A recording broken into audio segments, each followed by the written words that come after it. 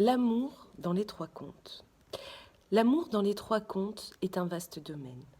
Cette notion se rattache à des dimensions psychologiques, philosophiques et religieuses. Cette thématique a des résonances réelles et pratiques qui poussent à s'interroger sur cette énigme. Qu'est-ce que l'amour ? Le terme vient du latin amorem, formé d'après l'accusatif du substantif amor, qui désigne l'affection ou l'attachement pour quelqu'un. On retrouve ce terme en ancien français, passé à la postérité sous la forme occitane. Amour. Ce terme est donc influencé par la littérature courtoise, comme l'expression d'un sentiment intense et agréable qui incite les êtres à s'unir.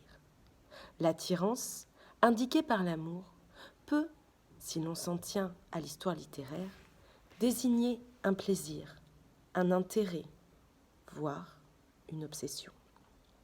C'est aussi une manière de signifier l'acte de copulation. Par dérivation métonymique, l'amour désigne l'être aimé. En littérature, on accorde une importance particulière à la scène de rencontre entre deux amants, que Rousset surnomme scène de première vue. Cet élément fondateur structure le récit, car la mise en présence de deux personnages implique une série de conséquences motrices de la diégèse. Le premier regard est souvent perçu comme un signe de reconnaissance, selon la tradition platonicienne. Le jeu des points de vue, interne ou omniscient, fait naître des commentaires significatifs de la poursuite du roman.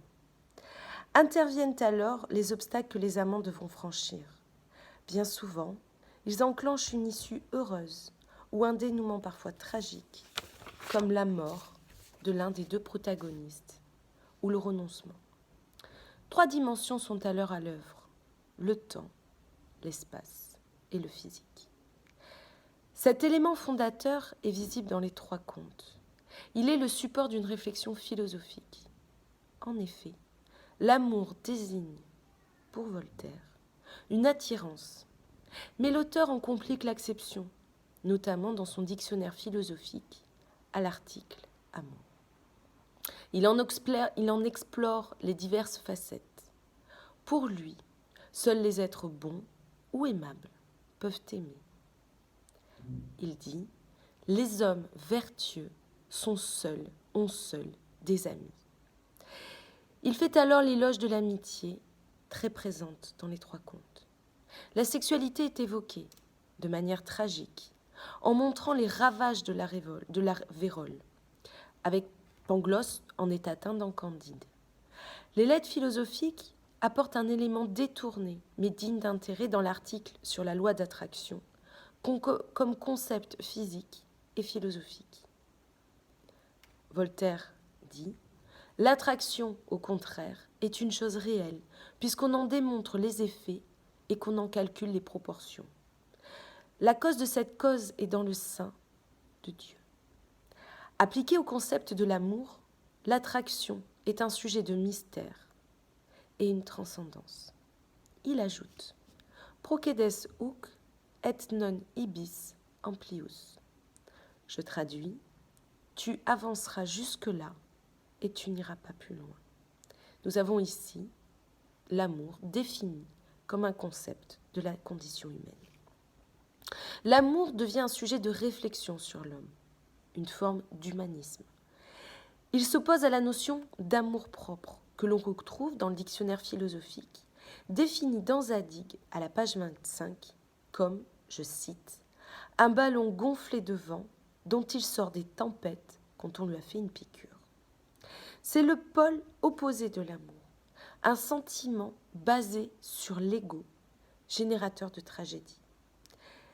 Ce sentiment est un pivot de la réflexion voltairienne.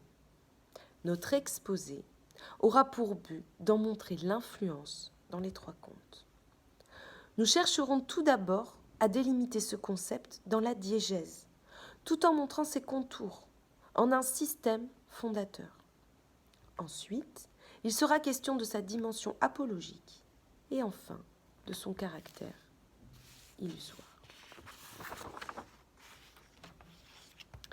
Notre exposé répondra donc à la question quelle est l'influence du concept de l'amour dans les trois contes. Et donc, une première étape consistera à répondre à la question « Qu'est-ce que l'amour dans les trois contes ?» Et en effet, les trois contes sont structurés autour de trois histoires d'amour centrales. Il s'agit de Zadig et de la reine de Babylone, Astarté, de Candide et Cunégonde, et de l'ingénue et de Mademoiselle de Saint-Yves. Ces récits d'amour, comme je viens de le dire, structurent les contes. Ils sont source de péripéties et moteurs de l'action à venir, selon la théorie de Jean Rousset. Ces histoires d'amour, c'est ce que nous allons voir maintenant, débutent par trois rencontres initiales qui préfigurent la teneur diégétique de ces contes.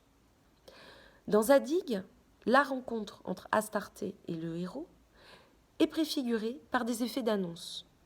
À la page 46, nous observons le rêve prémonitoire de Zadig. Il reposait mollement sur un lit de rose dont il sortait un serpent qui le blessait au cœur de sa langue acérée et envenimée. Ce songe funeste est suivi de près par l'amour naissant entre les deux protagonistes. Cet amour naît de façon insidieuse.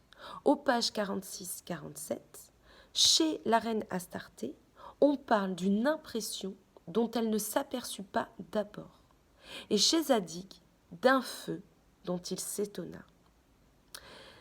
À cela s'ajoutent les obstacles, la jalousie du roi, le sommeil de Zadig précédant le combat contre Itobad, et enfin le combat final dont il sort vainqueur. La providence est de mise. Aux pages 73-74, dans le chapitre Le Basilic, il s'agit des retrouvailles de la reine Astarté après une errance désespérée de Zadig. Ces retrouvailles se font sous le flot, sous le sceau du mystère, sous le sceau de la magie, sous le sceau divin. En effet, la femme est voilée, ce qui lui donne une caractéristique mystérieuse. Elle tient à sa main une baguette avec laquelle elle trace dans le sable les lettres du nom de Zadig. Et c'est ainsi que Zadig la reconnaît. Et cette main est qualifiée de divine.